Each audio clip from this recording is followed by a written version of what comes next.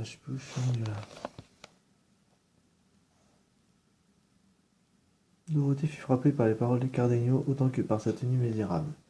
Elle le pria, s'il savait quelque chose de nouveau le concernant, de le dire sans tarder. Tout ce que le sort lui avait laissé, c'était le courage de supporter n'importe quelle calamité, car si grande était son infortune que rien ne pourrait l'accroître. Je n'aurais pas manqué, madame, répondit Cardenio, de vous dire toute ma pensée si j'étais certain que mes soupçons étaient vérifiés. Mais pour l'instant, cela n'est d'aucune importance pour votre récit. Soit, dit Dorothée, en reprenant son histoire. C'est alors que don Ferdinand, ayant saisi une image de la Vierge que j'avais dans ma chambre, il l'a pris à témoin de notre union, me promettant en des termes les plus persuasifs, et avec 1000 serments, d'être mon époux. Cependant, avant qu'il eût achevé de les prononcer, je lui dis de bien réfléchir, de penser à la colère de son père lorsqu'il le verrait marié à une simple paysanne, sa vassale, de ne pas se laisser aveugler par ma beauté qui, même grande, ne suffisait pas à excuser sa faute.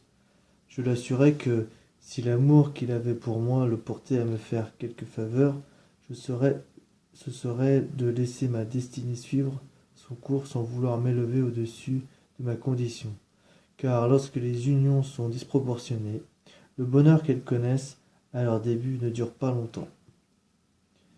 À ces objections, j'en ajoutai bien d'autres que j'ai oubliées, mais aucune ne put le détourner de son projet. Quiconque achète avec l'intention de ne pas payer ne s'embarrasse pas du prix. Je réfléchis alors et me dis à moi-même, je ne serai pas la première que le mariage élève à un rang supérieur à celui de sa naissance. Et don Ferdinand ne serait pas le premier à qui la beauté, ou plutôt une aveugle passion, se ferait prendre pour épouse une femme de condition inférieure. Je ne ferai donc rien de nouveau en ce monde en acceptant cet honneur que m'offre le destin. Même si l'amour qu'elle me témoigne cet homme ne dure pas plus que le temps de satisfaire son désir, car enfin je serai son épouse devant Dieu. Si au contraire je lui oppose froideur et dédain, le plus probable est que, dans l'état où je le vois, oubliant les bons usages, il choisisse d'user de la force. Je serai déshonoré, et ma faute apparaîtra sans excuse à tous ceux qui ne peuvent savoir combien je suis innocente. Quel argument trouverai-je, en effet, pour persuader mes parents ou d'autres que cet homme est entré dans ma chambre sans mon consentement? Il me fallut à peine quelques instants pour me faire toutes ces objections et leurs réponses. Mais ce qui me décida enfin au parti qui devait, hélas, me conduire à ma perte, ce furent les serments de don Ferdinand, sa manière de prendre le ciel à témoin, les larmes qu'il versait, et surtout la beauté et les charmes de sa personne qui, ajoutés à tant de protestations d'amour que je croyais sincères, ne pouvaient que séduire un cœur comme le mien, aussi libre qu'il était sage. J'appelai ma servante pour qu'elle se joignît sur la terre au témoin que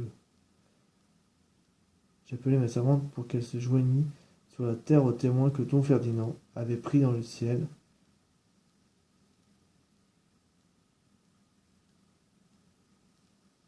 J'appelai ma servante pour qu'elle se joignît sur la terre au témoin que don Ferdinand avait pris dans le ciel.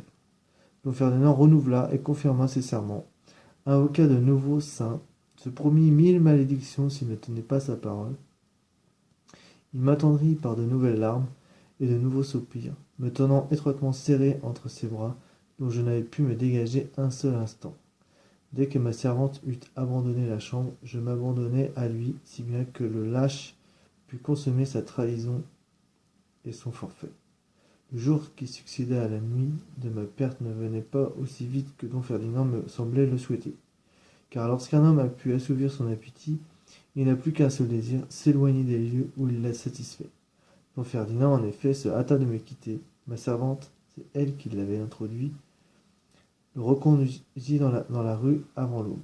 En prenant congé de moi, il me répéta, quoique avec moins d'empressement et d'ardeur, que je devais compter sur sa parole, que rien ne pourrait le délier de ses serments. Pour gage de ses promesses, il ôta de son doigt un riche anneau qu'il glissa au mien. Quand il me quitta, je ne me rappelle plus si j'étais gai ou triste. Mais je sais que je me sentais troublée, confuse, presque égarée. Je n'eus pas le courage ni la pensée de gronder ma servante pour m'avoir trahi en cachant don Ferdinand dans ma propre chambre, car je ne savais pas encore si ce qui venait de m'arriver était un mal ou un bien. J'avais dit à don Ferdinand, avant son départ, qu'il pouvait employer les mêmes moyens pour venir me visiter d'autres nuits, puisque j'étais à lui désormais, jusqu'au jour où il lui plaira de se déclarer publiquement. Mais il ne revint plus. Ce n'est la nuit suivante, si ce n'est la nuit suivante, et je restai tout un mois sans le voir, ni dans la rue, ni à l'église. Je cherchais par tous les moyens à le rencontrer, mais en vain. Et cependant, je savais qu'il était dans la ville et qu'il se livrait presque quotidiennement à l'exercice de la chasse, pour lequel il avait une passion. Je me souviens combien ces jours et ces heures me furent douloureux et amers. C'est alors que je commençai à douter de la bonne foi de don Ferdinand, et même à ne plus y croire, et que je fis à ma suivante les reproches que je lui avais épargnés jusque-là. J'étais obligé de retenir mes larmes et de composer mon visage, car si mes parents m'avaient demandé la cause de mon chagrin, il m'aurait fallu leur mentir. Mais cela ne dura pas. Vint le moment où, foulant aux pieds toute retenue et toute considération, je perdis patience, et découvris mes plus secrets sentiments au grand jour. Quelques jours plus tard, en effet, on apprit que dans une ville voisine, don Ferdinand s'était marié avec une jeune fille d'une extraordinaire beauté et de très haute naissance, mais pas assez riche, néanmoins, pour prétendre par sa seule dot à une si illustre union. Qui disait qu'elle s'appelait Lucinde et qu'il s'était passé lors de ses noces des choses surprenantes. Au nom de Lucinde, on put voir Cardenio se raidir, se mordre les lèvres, froncer les sourcils, à l'instant d'après verser des larmes abondantes. Mais Dorothée n'en continua pas moins son histoire. Quand cette triste nouvelle me parvint, au lieu de sentir mon cœur se glacer, je fus pris d'une telle rage que je faillis sortir dans la rue en clamant au grand jour la trahison de don Ferdinand et l'offense qu'il m'avait faite. Mais ma colère se calma quand j'eus formé un projet que je décidai d'exécuter. Dans la nuit qui suivit, ce fut de mettre ses habits que j'empruntai à une jeune valet de ferme de mon père, auquel je confiai mes malheurs, et le priant de m'accompagner jusqu'à la ville où je savais que se trouvait mon ennemi. Ce garçon trouva mon projet bien imprudent et m'engagea à y renoncer. Mais voyons bien que j'y étais résolu, il s'offrit à me suivre, comme il le dit, jusqu'au bout du monde.